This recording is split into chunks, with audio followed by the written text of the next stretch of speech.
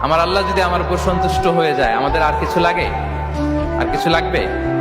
এটাই তো আমাদের এক্সপেকটেশন, এটাই তো আমাদের কামনা বাসনা, এটাই আমাদের ইচ্ছা যে আমার আল্লাহ আমার উপর সন্তুষ্ট হবে।